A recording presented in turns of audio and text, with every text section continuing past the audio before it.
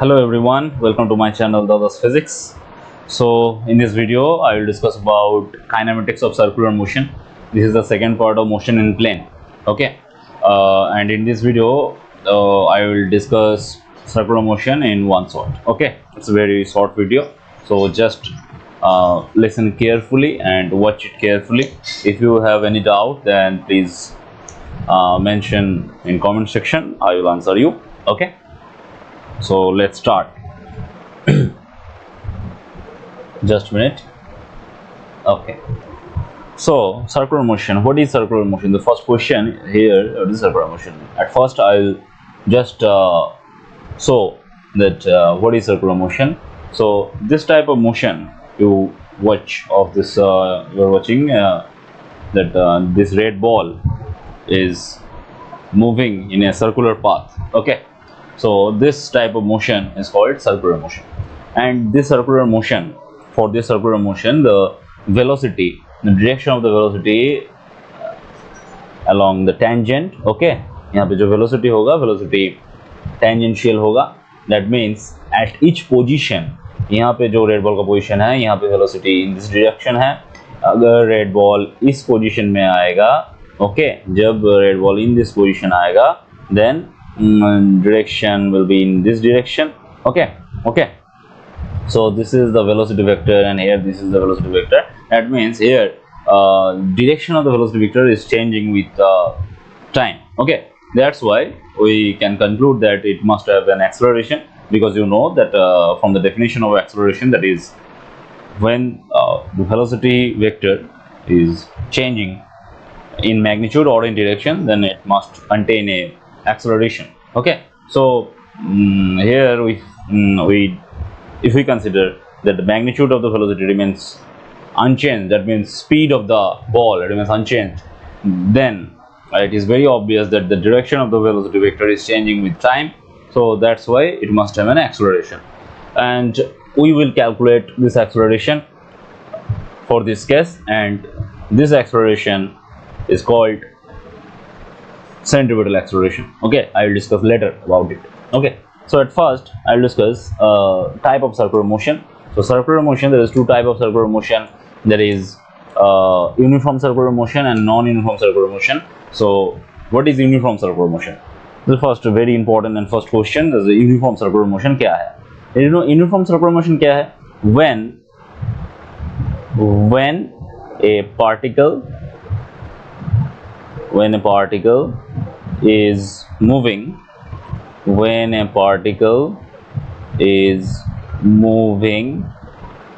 with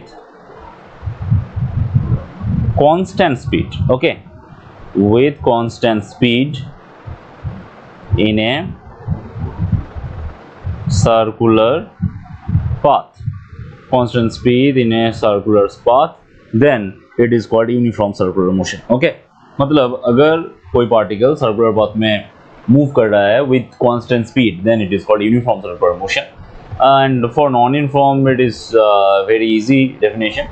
So when particle is moving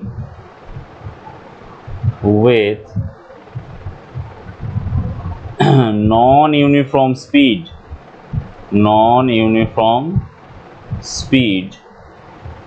in a circular path,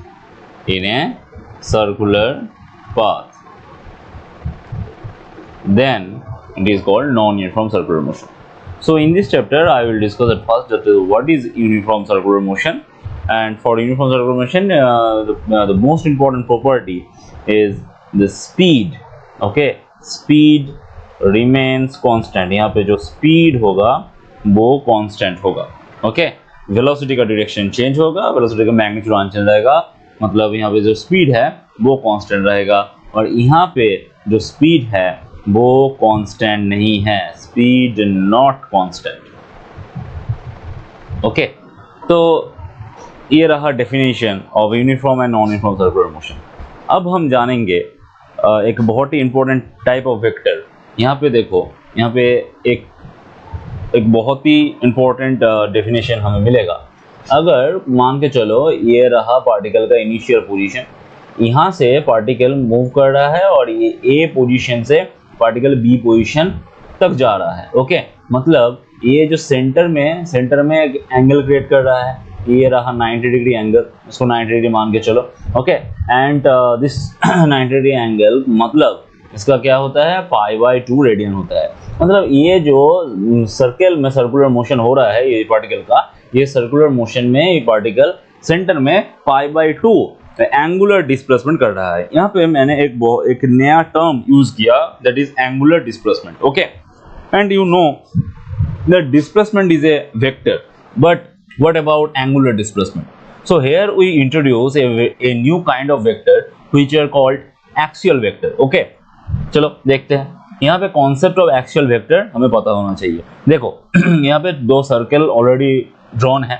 okay, और यहाँ पे directions भी दिया हुआ है। मान के चलो यहाँ पे ये जो सर्कल है इसमें जो डायरेक्शन है, अगर particle in this direction move करेगा, ओके, अगर particle in this direction move करेगा मतलब ये क्या है, यहाँ पे अगर just minute,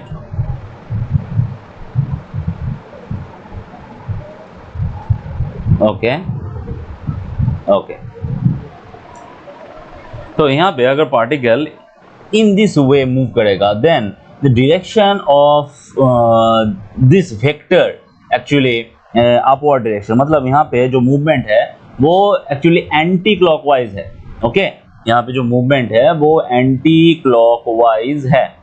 so anti clockwise movement के लिए यहाँ पे जो डायरेक्शन होगा वो होगा अपवर्ड।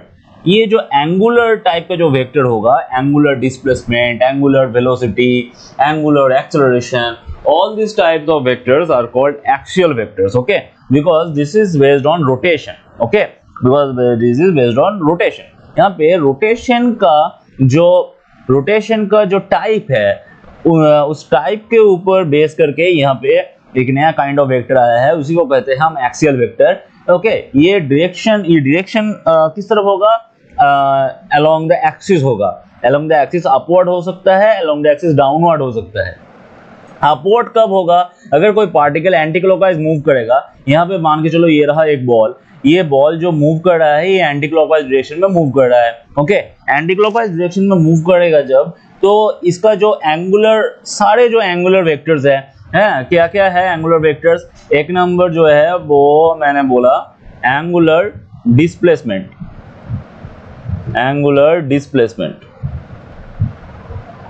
ओके, एंगुलर डिस्प्लेसमेंट होगा, एंगुलर वेलोसिटी होगा, angular velocity. Okay, angular acceleration होगा, एंगुलर एक्सेलरेशन होगा।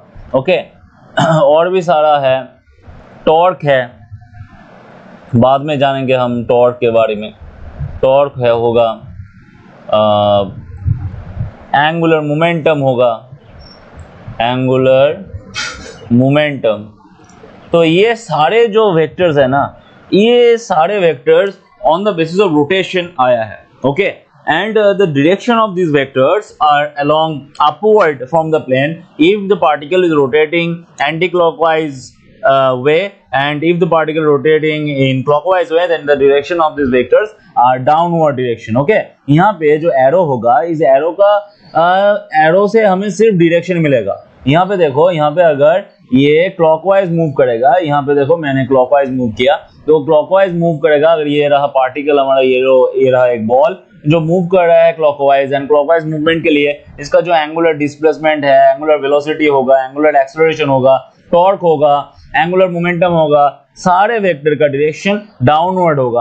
ओके, तो ये तुमको याद रखना चाहिए। क्वेश्चन क्या आएगा, क्वेश्चन आएगा what is axial vectors.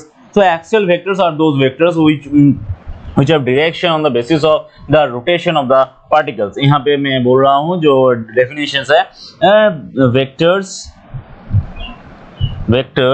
which have direction on the basis of rotation type rotation type. कैसा? एक होगा एंटी क्लॉकवाइज के लिए, एक होगा एंटी क्लॉकवाइज के लिए, एक होगा क्लॉकवाइज के लिए। सो क्लॉकवाइज के लिए, एंटी क्लॉकवाइज के लिए होगा अपवर्ड। ओके, यहाँ पे जो एंटी क्लॉकवाइज होगा, एंटी क्लॉकवाइज के लिए होगा अपवर्ड, और क्लॉकवाइज के लिए हो जाएगा डाउनवर्ड। ये तुमको याद रखना पड़ेगा। ओके, बट यहाँ पे और एक चीज है, यहाँ पे ये जो एरो का डायरेक्शन है ना, इसमें सिर्फ डायरेक्शन ऑफ द वेक्टर मिलेगा। इसमें हमें length of the vector not equal to the magnitude of the vector. यहाँ पे तुम्हें याद रखना चाहिए, length of the vector is not equal to unit of the not equal to the magnitude of the vector. हमें जो पहले जो हमारा जो वेक्टर था, हमारे यहाँ पे दो टाइप का वेक्टर है। ये तो है एक्सियल वेक्टर, और एक टाइप का वेक्टर जो हमने पहले ही पढ़ चुके हैं, वो क्या है? Polar vectors. ओके, यहाँ पे हमारा जो डिस्प्लेसमेंट है, डिस्प्लेसमेंट सिर्फ जो डिस्प्लेसमेंट है, displacement velocity, okay, velocity, force, okay, ये जो सारे हैं ना, ये सारे होता है पोलर वेक्टर। ओके, इसका ये जो पोलर वेक्टर है ना, ये जो पोलर वेक्टर होगा, ये पोलर वेक्टर का एक हेड होता है, एक टेल होता है। मैंने डिटेल्स में वेक्टर का क्लास करवाया है पहले ही, उसमें तुम लोग देख सकते हो। वेक्टर के क्लास 5 क्लासेस है, तुम लोग देख सकते हो। वेक्टर का एक हेड होगा, एक टेल होगा, और ये जो लेंथ है, ये length equal to the magnitude होगा। तो यहाँ पे बहुत ही इजी एक क्वेश्चन तो आ ही सकता है कि write down the difference between axial vectors and polar vectors. तो और एक बार देख लो, एक्सियल वेक्टर्स क्या है? एक्सियल वेक्टर्स सिर्फ वही वेक्टर को बोलेंगे जो रोटेशन का बेसिस में आएगा। ओके, यहाँ पे मैंने बोला है vectors which have direction on the basis of the rotation. दोनों टाइप का रोटेशन होता है, anti clockwise and clockwise. Anti clockwise rotation होगा तो उसका जो डायरेक्शन होगा वो अपवर्ड फ्रॉम द प्लेन होगा। अगर क्लॉकवाइज रोटेशन होगा तो डायरेक्शन टुवर्ड्स द प्लेन होगा। Okay, inward to the plane होगा। और ये तुम लोग इसको तुम कंपेयर कर सकते हो राइट हैंड स्क्रू रूल के साथ। राइट हैंड स्क्रू रूल भी इसी तरह काम करता है, जो रोटेशन ऑफ द फिंगर्स है except thumb. Rotation of the fingers अगर क्लॉकवाइज रहता है तो डाउनवर्ड चला जाता है थंब का direction. Rotation of the finger अगर एंटी क्लॉकवाइज होगा तो अपवर्ड चला जाता है थंब। तुम लोग खुद भी देख सकते हो। राइट हैंड का जो फिंगर्स है उसको जस्ट रोटेट कर लो, उसको रोटेट करने से तुम लोगों को मिल जाएगा। राइट हैंड स्क्रू रूल तुम लोगों को पता है, राइट स्क्रू रूल को यूज करो, इसका बहुत ही इजी कंपैरिजन मिलेगा। और भी एक कंपैरिजन तुम लोग ले सकते हो। कोई भी बोतल ले लो, उस बोतल का जो कैप है उसको अगर ओपन करोगे, उसका रोटेशन के साथ उसका जो लीनियर डिस्प्लेसमेंट होगा, रोटेशन के साथ जो लीनियर मूवमेंट होगा उसको तुम फॉलो करो। जब बोतल का जो कैप है उसको तुम रोटेट करोगे एंटी क्लॉकवाइज डायरेक्शन में तो अपवर्ड जाएगा, क्लॉकवाइज डायरेक्शन में करोगे तो डाउनवर्ड जाएगा। वही है एक्चुअली एक्सियल वेक्टर्स। यहाँ पे हमारा जो एंगुलर डिस्प्लेसमेंट होगा, एंगुलर जितना भी एंगुलर टर्म्स है, angular velocity, angular displacement, angular acceleration, all these are axial vectors and all these vectors have direction on the basis of the rotation. Okay, and the very important question from this part is writing the difference between the axial vectors and polar vectors. ये यहाँ पे मैं थोड़ा mention कर रहा हूँ, axial vectors और polar vectors का जो डिफरेंस होगा यहाँ पे मैं मेंशन कर रहा हूँ। तो ये रहा हमारा एक्सियल वेक्टर, एक्सियल वेक्टर, और ये रहा हमारा पोलर वेक्टर। ओके, सो एक्सियल वेक्टर में जो फर्स्ट टर्म है वो क्या है? वो है it does not have it does not have any head or tail. okay, and ये जो पोलर वेक्टर है, पोलर वेक्टर में it has definite tail and head. okay, length of vector is not magnitude यहाँ पे, और यहाँ पे क्या है, यहाँ पे length of the vector, length of vector is equal to magnitude. तो ये रहा दो इंपॉर्टेंट डिफरेंस, और लास्ट में हम क्या करेंगे, एग्जाम्पल ले लेंगे। एग्जाम्पल क्या है, एग्जाम्पल बहुत ही सिंपल है, कोई भी एंगुलर ले लो, एंगुलर टर्म, एंगुलर वेलोसिटी, यहाँ पे मैं ले रहा हूँ एंगुलर वेलोसिटी, और यहाँ पे एग्जाम्पल क्या होगा, यहाँ पे एग्जाम्पल होगा लीनियर वेलोसिटी लिख सकते हो, बस सिर्फ वेलोसिटी लिख सकते हो, लीनियर वेलोसिटी, ओके। और लीनियर मोमेंटम भी लिख सकते हो पोलर वेक्टर में, एंगुलर मोमेंटम एक्चुअल वेक्टर है। तो ये रहा difference between actual and polar vectors, okay. So now the most important thing is this centripetal and centrifugal acceleration is very important, okay. तो यहाँ पे हमें जानना पड़ेगा ये जो सेंट्रीपिटल और सेंट्रीफ्यूगल एक्सेलरेशन है इसको हम कैसे निकालें। तो यहाँ पे देखो, मैंने पहले ही बोला था कि कोई भी पार्टिकल अगर सर्कुलर मोशन में मूव कर रहा है तो इसमें क्या है, इसका जो वेलोसिटी है ना, ये वेलोसिटी का जो डायरेक्शन है वो चेंज हो रहा है विथ टाइम। ये जो वेलोसिटी का डायरेक्शन है ये टाइम के साथ चेंज हो रहा है।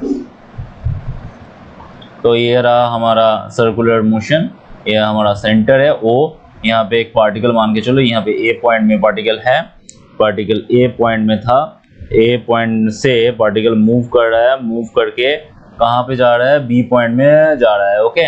तो ये रहा हमारा इनिशियल पोजीशन, और ये रहा हमारा जो पार्टिकल है, पार्टिकल का फाइनल पोजीशन। इनिशियल जो वेक्टर है उसका डायरेक्शन तो इस तरफ होगा, ओके। ये रहा मान के चलो ये u वेलोसिटी है, ओके। और यहाँ पे ये रहा हमारा पार्टिकल का नेक्स्ट पोजीशन। यहाँ पे कितना एंगुलर डिस्प्लेसमेंट हुआ, एंगुलर डिस्प्लेसमेंट मतलब यहाँ पे थीटा एंगुलर डिस्प्लेसमेंट हुआ। अब यहाँ पे क्वेश्चन जो है, क्वेश्चन है फाइंड एक्सेलरेशन, ओके। तो एक्सेलरेशन हमें चाहिए इन टाइम t, अगर मान के चलो if particle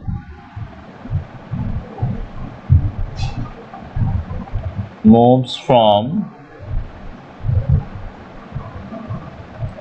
A to B in time t,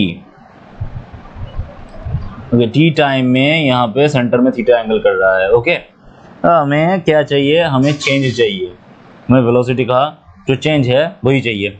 मतलब मतलब क्या है, मतलब देखो यहाँ पे अगर पार्टिकल का हम एक काम करते हैं, हम इसको हम कंपोनेंट में ब्रेक करते हैं। यहाँ पे हम ले लेते हैं इस तरफ एक एक्सिस, इस तरफ एक एक्सिस, ओके। यहाँ पे दोनों एक्सिस ले लिया, ये एंगल तो थीटा है, ये एंगल थीटा होगा तो ये एंगल थीटा होगा, ये एंगल थीटा होगा तो ये जो एंगल है ये थीटा बन जाएगा, ये भी थीटा होगा। तो इस तरफ का जो कंपोनेंट है होगा वो होगा u cos थीटा, और इस तरफ का जो कंपोनेंट होगा वो हो जाएगा u sin थीटा। ये तो बहुत ही इजी है, u cos theta the horizontal component, u sin theta the vertical component. So हमें अब चेंज ऑफ वेलोसिटी चाहिए, चेंज ऑफ वेलोसिटी, ओके। तो वर्टिकल कंपोनेंट का चेंज अब ले रहे हैं, पहले ही हम वर्टिकल कंपोनेंट का चेंज ले रहे हैं। मान के चलो ये हमारा इस तरफ जो है वो है y एक्सिस, इस तरफ जो है वो x एक्सिस, मतलब u sin थीटा कहाँ पे है, y पे है, मतलब डेल्टा u y ले लेते हैं। डेल्टा u y अगर निकाले तो क्या आएगा, फाइनल वेलोसिटी होगा u sin theta, okay. Initial velocity delta u y में कुछ भी नहीं है, सो जीरो होगा, ओके। तो डेल्टा u y का जो वैल्यू होगा वो u sin थीटा हो जाएगा, ओके। अगर अब निकालोगे u x, मतलब velocity change along x direction में फाइनल वेलोसिटी क्या है, वो है u cos theta. Initial velocity क्या है, वो है u, मतलब जो वेलोसिटी चेंज होगा वो क्या है, वो है u into cos theta minus 1। Simply ये रहा वेलोसिटी चेंज, ओके।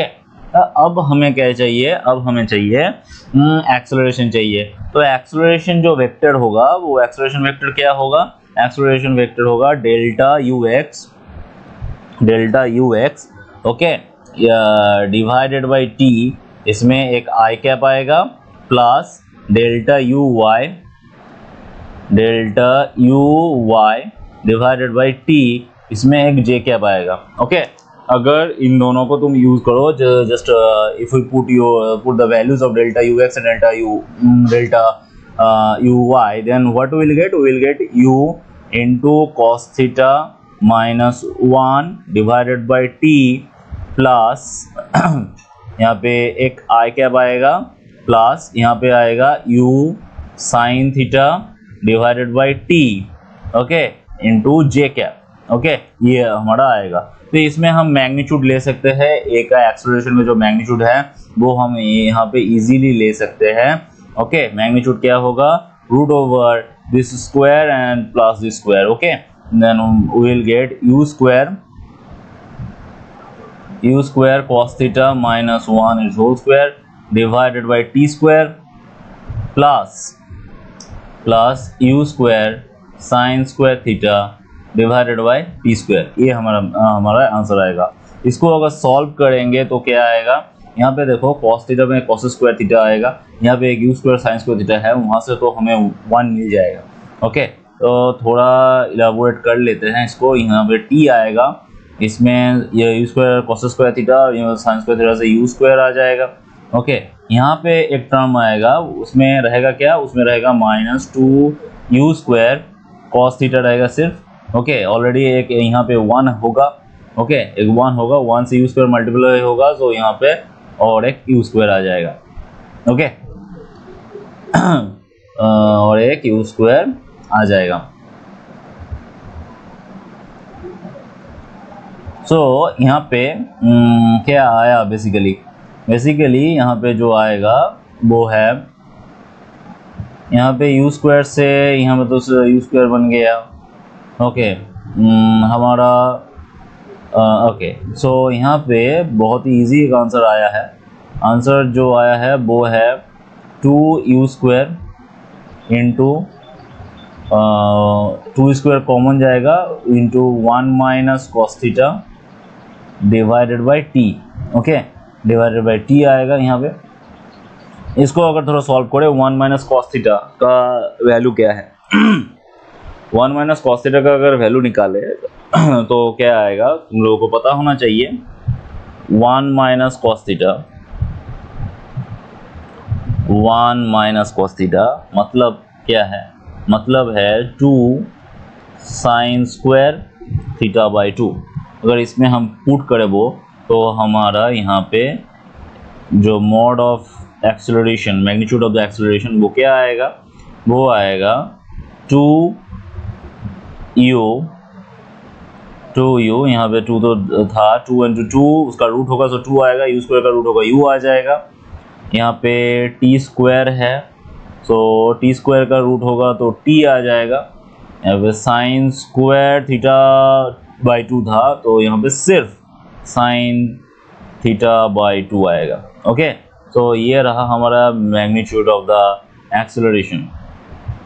यहाँ पे हमारा मैग्नीट्यूड ऑफ द एक्सेलरेशन, यहाँ पे थीटा एंगल करेगा सेंटर में, तो कितना एक्सेलरेशन आएगा यहाँ से हमें मिल गया। अब थोड़ा आगे बढ़े तो हमारा आंसर बहुत ही अच्छा तरीके से आंसर आ जाएगा।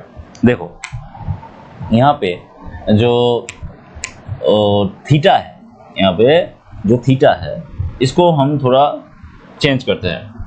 मतलब मान के चलते हैं theta very small. Okay, theta very small, अगर थीटा वेरी स्मॉल होगा तो cos theta is equal to 1 होगा, और साइन थीटा जो है, sine theta is equal to theta होगा। Okay, sine theta is equal to theta होगा। और हमारा दो वेलोसिटी चेंज है, एक है डेल्टा यू एक्स, उसका जो वैल्यू है वो है u into cos theta minus 1। Okay, तो अकॉर्डिंग टू दिस हमें ये जो है इसको हम ज़ीरो मिल जाएगा यहाँ से। एंड डेल्टा यू वाई जो होगा, डेल्टा यू वाई वो क्या आएगा, वो आएगा simple u sine theta is equal to u into theta, because sine theta is equal to theta है।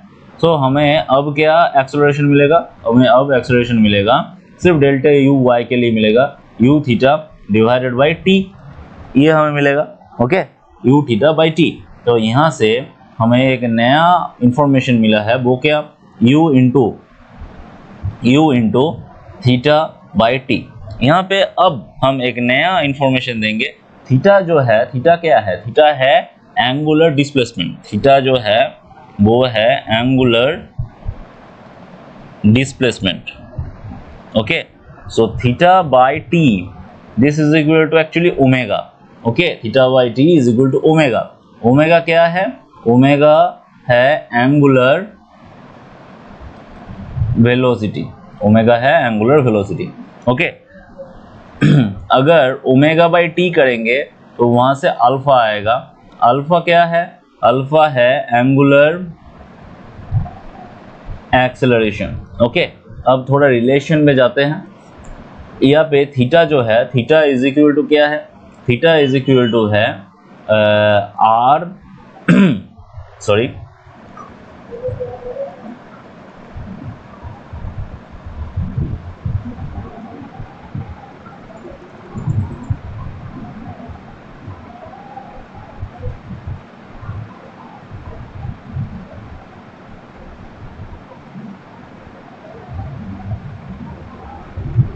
जस्ट मिनट, इसमें थोड़ा प्रॉब्लम हो रहा है, इसको मिटाया नहीं जा रहा है।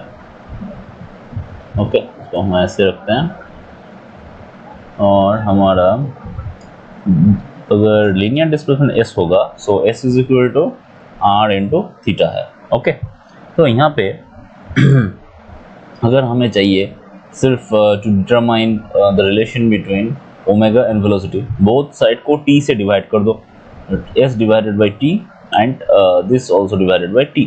यहाँ पे रेडियस तो कांस्टेंट है, थीटा डिवाइडेड बाई टी क्या होता है? ओमेगा होता है। एस डिवाइडेड बाई टी क्या होता है? वेलोसिटी होता है। सो वेलोसिटी यू लिखते हैं यहाँ पे,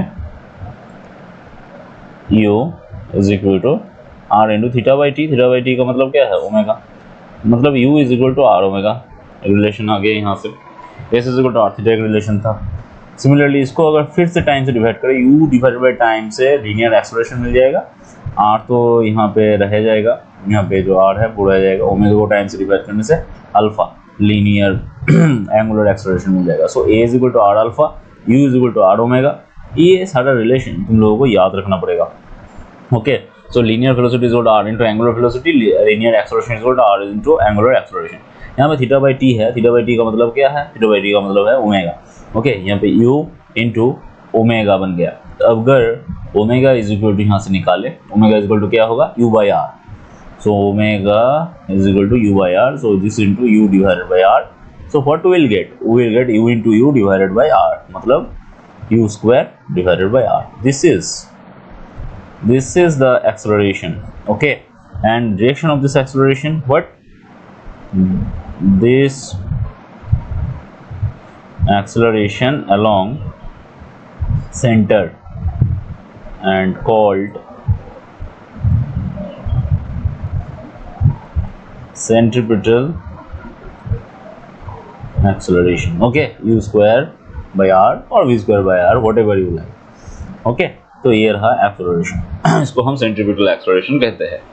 अगर हमने इसे नॉन इनर्शियल फ्रेम से देखा, ओके, नॉन इनर्शियल फ्रेम का मतलब क्या है? जिस फ्रेम में एक्सेलरेशन रहे उसको हम नॉन इनर्शियल फ्रेम कहते हैं। Okay, in non inertial frame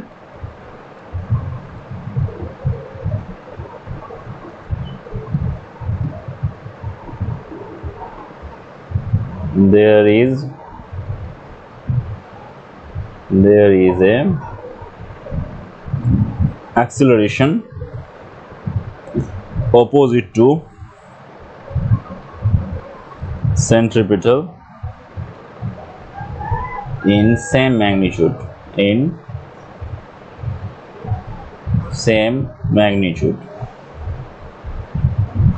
is called centrifugal acceleration, and as it is valid only in non-inertial, so it is called pseudo acceleration. Okay, ये बहुत ही इंपॉर्टेंट है स्यूडो एक्सेलरेशन। मतलब ये क्या है, तो एक थोड़ा एक इजी एग्जांपल से समझते हैं। यहाँ पे देखो, ये रहा एक फ्रेम है ये। ओके, इस फ्रेम का जो एक्सेलरेशन है, इसका अगर ए एक्सेलरेशन होगा तो इस फ्रेम में जो पार्टिकल होगा, इस पार्टिकल का with respect to this frame एक रिलेटिव एक्सेलरेशन रहेगा in this direction.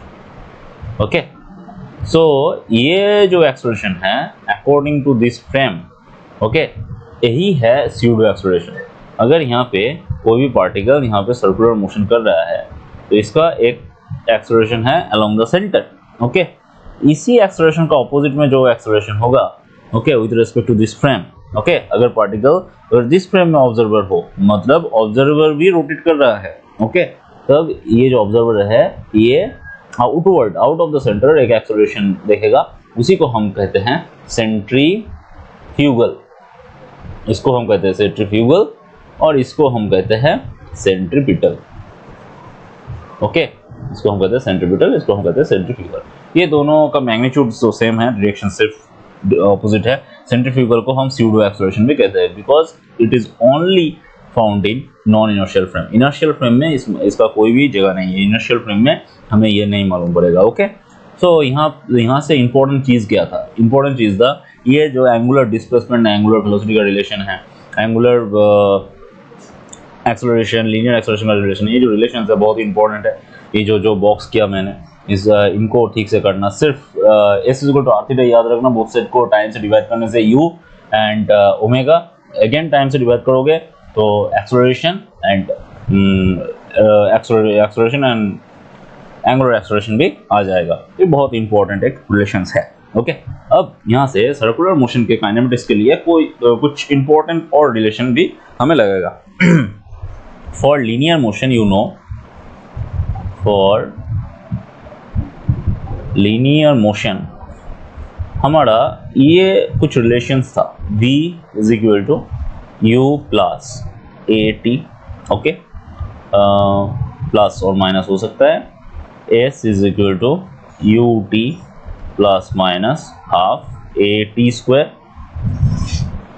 v square is equal to u square plus minus 2a into s. ये रहा हमारा तीन बहुत ही इंपॉर्टेंट रिलेशन। इसी का कॉरस्पॉन्डिंग हमारा एंगुलर भी हमें मिलेगा फॉर सर्कुलर मोशन। देखो, यहाँ पे लीनियर डिस्प्लेसमेंट था, लीनियर वेलोसिटी था, यहाँ पे हमें एंगुलर वेलोसिटी मिलेगा।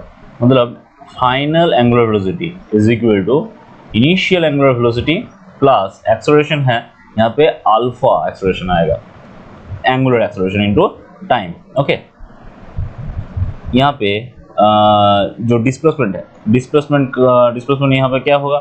यहाँ पे एंगुलर डिस्प्लेसमेंट होगा। यहाँ पे लीनियर डिस्प्लेसमेंट था, यहाँ पे एंगुलर डिस्प्लेसमेंट होगा। एंगुलर डिस्प्लेसमेंट क्या है? Theta. Theta is equal to u का मतलब initial velocity angular velocity into t plus half alpha t square. Final angular velocity square is equal to initial angular velocity square plus 2 into alpha into theta. ये रहा corresponding relation. Okay, अगर angular related question आएगा तो ये जो equations है इसको use करके तुम लोगों को सॉल्व करना पड़ेगा। ओके, यहाँ पे और एक चीज हमें जानना पड़ेगा, वो क्या था? वो है time period.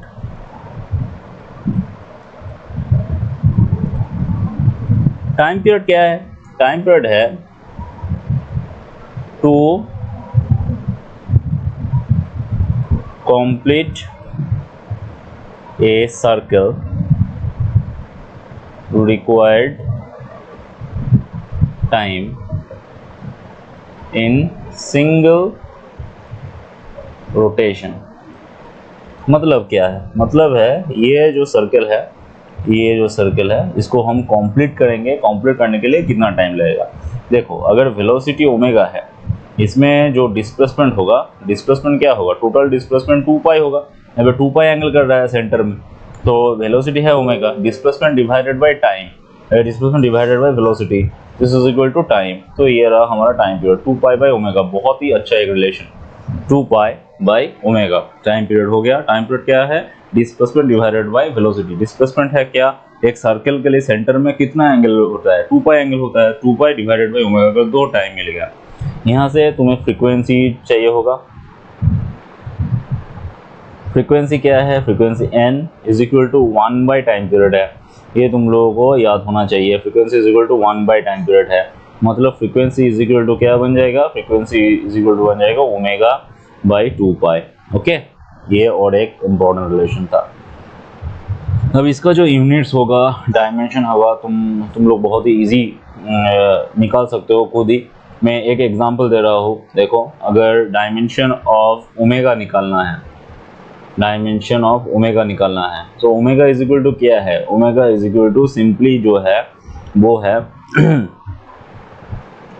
Are divided by, just a minute, omega is equal to जो है v डिवाइडेड बाय आर, ये है। तो v का डायमेंशन क्या है? L T to the power -1। r का डायमेंशन क्या है? r तो लेंथ है, l है, मतलब ओमेगा का जो डायमेंशन होगा वो t टू दी पावर -1 होगा। मतलब फ्रीक्वेंसी का जो डायमेंशन है, ओमेगा का डायमेंशन सेम है। इसी से हमें यूनिट भी मिल जाएगा, सेकेंड इनवर्स इसका यूनिट होगा। याद रखना, एंगुलर डिस्प्लेसमेंट जो है, angular displacement, angular displacement theta का जो यूनिट है वो है रेडियन। ओके, इसको याद रखना। हम बहुत टाइम ये जो ओमेगा है, ओमेगा को लिखते हैं ऐसे, रेडियन पर सेकेंड भी लिखते हैं, क्योंकि रेडियन पर सेकेंड, रेडियन है थीटा के लिए, टाइम के लिए सेकेंड, मतलब रेडियन पर सेकेंड होना चाहिए। सेकेंड इनवर्स भी लिख सकते हो, वो फ्रीक्वेंसी से मैच कर रहा है। ओके, सो ये सारी चीज़ तुम लोगों को याद रखना पड़ेगा। Okay, so this is all about kinematics of circular motion. okay, so मैं और कुछ प्रॉब्लम यहाँ पे डिस्कस करूँगा। प्रॉब्लम डिस्कस करने से तुम लोगों का बहुत ही ईजी हो जाएगा थोड़ा प्रॉब्लम्स। देखो, एक बहुत ही अच्छा प्रॉब्लम लेके आता हूँ यहाँ पे। देखो, ए particle is moving with 2 meter per second constant speed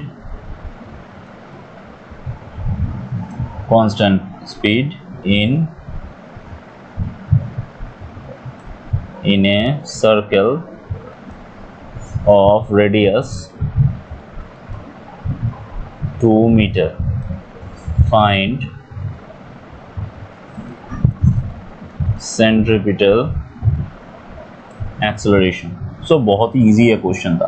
centripetal acceleration A, इसका जो फॉर्मूला है वो है u square divided by r। Okay, so u square करना पड़ेगा। u स्क्वायर कितना है? 2 इंटू 2 सिंपल डिवाइडेड बाय 2, ये रहा आंसर। तो आंसर आ जाएगा 2 मीटर पर सेकेंड स्क्वायर। ये रहा सेंट्रीपिटल एक्सेलरेशन। बहुत ही इजी इस टाइप का क्वेश्चन आ सकता है। ओके, अगर क्वेश्चन में ऐसे भी दे सकता है, find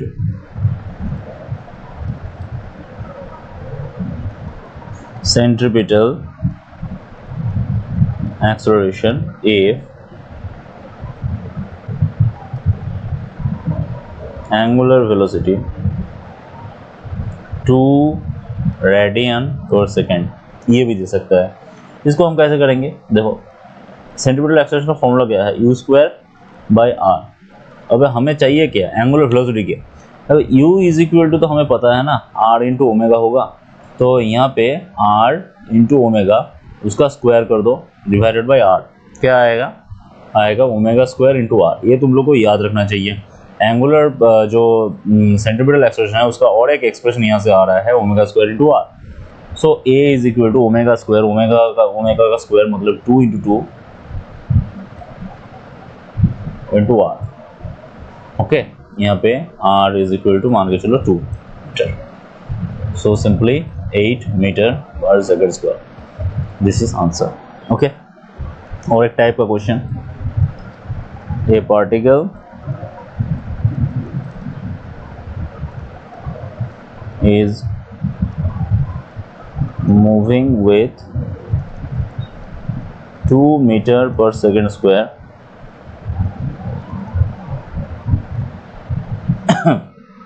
acceleration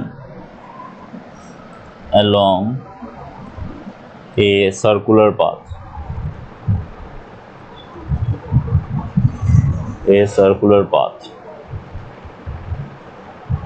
along a circular path. Okay, then find net acceleration at t is equal to 2 second, radius is equal to 2 metre. ये बहुत ही खास तरीका का क्वेश्चन है, इसको ठीक से समझना। देखो, ये रहा हमारा सर्कल, यहाँ पे जो पार्टिकल है, मान के चलो यहाँ से स्टार्ट किया तो यहाँ पे जो पहुँचेगा इसका वेलोसिटी इस तरफ होगा। ओके, एक्सेलरेशन दिया हुआ है, मतलब यहाँ से हमें वेलोसिटी इजीली मिल जाएगा a इंटू टी करने से। ओके, और एक एक्सेलरेशन है यहाँ पे अलोंग द सेंटर, एक एक्सेलरेशन है, इस एक्सेलरेशन को हम सेंट्रीपिटल एक्सेलरेशन कहते हैं, AC। ओके, और यहाँ पे एक एक्सेलरेशन तो पहले ही था। ओके, यहाँ पे जो एक्सेलरेशन है पहले ही था, इस तरफ का जो एक्सेलरेशन है उसको हम टेंजेंशियल एक्सेलरेशन बोलेंगे, because this acceleration along linear acceleration, मतलब इसका टेंजेंशियल एक्सेलरेशन होगा। सो नेट जो एक्सेलरेशन होगा इसको हम नेट कहेंगे। तो नेट एक्सेलरेशन, इन दोनों के बीच में जो एंगल है वो क्या है, वो 90 डिग्री है। मतलब जो नेट एक्सेलरेशन होगा वो नेट एक्सेलरेशन क्या होगा, सेंट्रीपिटल एक्सेलरेशन उसका स्क्वायर प्लस टेंजेंशियल एक्सेलरेशन उसका स्क्वायर। ओके, तो यहाँ से हमारा नेट एक्सेलरेशन मिल जाएगा। बट हमें सेंट्रीपिटल एक्सेलरेशन चाहिए। सेंट्रीपिटल एक्सेलरेशन ये क्या चाहिए, वेलोसिटी चाहिए, v स्क्वायर बाई आर करना पड़ेगा। तो v इज इक्वल टू क्या है, v is equal to tangential acceleration into time करना पड़ेगा, टेंजेंशियल एक्सेलरेशन इनटू टाइम करना पड़ेगा, डिवाइडेड बाय r, इसका स्क्वायर होगा। तो टेंजेंशियल एक्सेलरेशन क्या है, tangential acceleration 2 metre into time क्या है 2 सेकेंड, डिवाइडेड बाय r है 2। ओके, इसका स्क्वायर करेंगे, इसका स्क्वायर करने से 16 आएगा, 16 डिवाइडेड बाय 2 मतलब 8 मीटर पर सेकंड स्क्वायर आ गया। यहाँ से टेंजेंशियल एक्सेलरेशन कितना है, 2 मीटर पर सेकंड स्क्वायर। तो यहाँ पे हमें ये करना पड़ेगा 8 स्क्वायर प्लस टेंजेंशियल एक्सेलरेशन उसका square 2 square.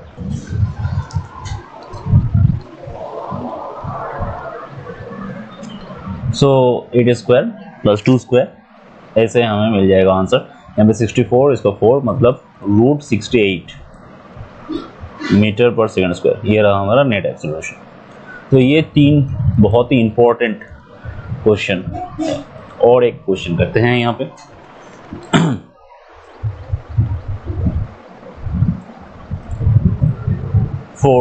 Question number 4, A fan is rotating with 20 rpm speed. Find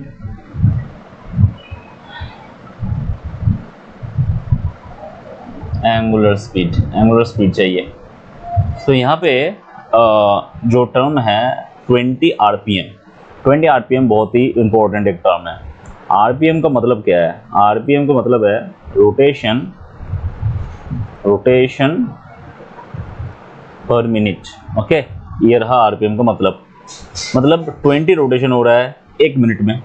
okay, तो यहाँ पे तो 20 आरपीएम का है, 20 आरपीएम का मतलब है 20 रोटेशन इन 1 मिनट। ओके, अब हमें एंगुलर स्पीड चाहिए। एंगुलर स्पीड क्या है, एंगुलर स्पीड है एंगुलर डिस्प्लेसमेंट पर सेकेंड। ओके, मतलब इसमें अगर 20 रोटेशन 1 मिनट में हो रहा है, मतलब 1 सेकेंड में कितना रोटेशन हो रहा है, 1 सेकेंड में कितना होगा 20 डिवाइड बाई 60 रोटेशन होगा। Okay, so 1 rotation is equal to 2 pi radian. Okay, मतलब अब 20/60 रोटेशन, 1 सेकेंड में इतना ही रोटेशन हो रहा है ना, तो 20/60 rotation is equal to 20/60 into 2 pi. Okay, बहुत ही इजी, 0 0 कैंसिल हो गया यहाँ से, 3 मतलब 2 pi by 3 radian per second. बहुत ही easy, simple unit method use करना है। तुम लोगों को याद रखना है एंगुलर स्पीड का जो डेफिनेशन है वो क्या है, वो है स्पीड, एंगुलर स्पीड का मतलब जो displacement, angular displacement unit second में। ओके, सो यूनिट सेकंड में कितना रोटेशन हो रहा है, एक कंप्लीट रोटेशन के लिए 2 पाई डिस्प्लेसमेंट है, मतलब एन रोटेशन का क्या होगा 2 पाई। इसमें एक फॉर्मूला दे रहा हूं यहाँ पे, मान के चलो इफ अगर हम ये मान के चले if RPM is equal to n, then omega angular speed is equal to n divided by 60 into 2 pi. ये रहा हमारा एंगुलर आरपीएम से एंगुलर स्पीड निकालने का फॉर्मूला। बहुत ही इजी एक फॉर्मूला था, बहुत इजी। ओके, अब और एक क्वेश्चन में आते हैं। If angular acceleration is equal to 5 radian per second square, then find angular displacement at t is equal to 2 seconds and angular speed at t is equal to 2 seconds। okay, initially rest है। ये देखो, ये simply kinematics related question है। Kinematics में क्या दिया होता है, काइनेमेटिक्स में लीनियर एक्सेलरेशन दिया होता है, टाइम दिया होगा एंड तुम लोगों को पूछेगा फाइनल वेलोसिटी निकालो, फाइनल डिस्प्लेसमेंट निकालो। यहाँ पे देखो, यहाँ पे सेम टाइप का क्वेश्चन है, फाइंड एंगुलर डिस्प्लेसमेंट है, तो डिस्प्लेसमेंट है, टाइम है, एक्सेलरेशन है, कौन सा फॉर्मूला यूज होगा? डिस्प्लेसमेंट है, टाइम है, एक्सेलरेशन है, कौन सा रिलेशन में है ये याद करो थोड़ा। ये देखो यहाँ पे जो ये जो रिलेशन है इसमें है डिस्प्लेसमेंट है, एंगुलर वेलोसिटी है और अल्फा है, मतलब एंगुलर एक्सेलरेशन है। यहाँ पे मैंने इनिशियली रेस्ट बोला है, मतलब इनिशियल वेलोसिटी 0 है, इनिशियल एंगुलर वेलोसिटी कुछ भी नहीं है, मतलब theta is equal to alpha t square. हम लोग काइनेमेटिक्स में जो लीनियर मोशन है उसमें ये रिलेशन यूज करते थे, s equal to ut plus half a t square. Okay, so यहाँ पे हम ये यूज करेंगे। ओके, सो यहाँ पे हमें थीटा निकालना है, थीटा का जो फॉर्मूला होगा यहाँ पे ओमेगा आई तो 0 है, मतलब हाफ अल्फा टी स्क्वायर, बहुत easy. So half into alpha, alpha का मतलब 5, टी स्क्वायर का मतलब 4, यहाँ पे आ गया 10 रेडियन। ये रहा हमारा आंसर। ओके, नेक्स्ट क्वेश्चन क्या था, फाइनल स्पीड निकाला है, फाइनल स्पीड ओमेगा एफ निकालना पड़ेगा। सो ओमेगा आई प्लस अल्फा टी है, यहाँ पे इनिशियली रेस्ट बोला है, मतलब ओमेगा आई तो 0 है, सो यहाँ पे सिंपली अल्फा इंटू टी करना पड़ेगा। अल्फा क्या है, अल्फा है 5, टी क्या है, टी है 2, मतलब यहाँ पे 10 रेडियन पर सेकेंड। ये रहा हमारा फाइनल वेलोसिटी। ओके, ये रहा हमारा फाइनल वेलोसिटी। ओके, तो और एक क्वेश्चन यहाँ पे करते हैं, question number 6। If RPM of a fan increased to 20 RPM from 10 RPM, find angular acceleration if time interval t is equal to 2 second. तो यहाँ से आरपीएम से पहले हमें final and initial angular velocity निकालना पड़ेगा। सो एंगुलर वेलोसिटी और RPM का रिलेशन मैंने पहले ही बोला, एन अगर आरपीएम होगा N divided by 60 into 2 pi, ये रहा हमारा रिलेशन।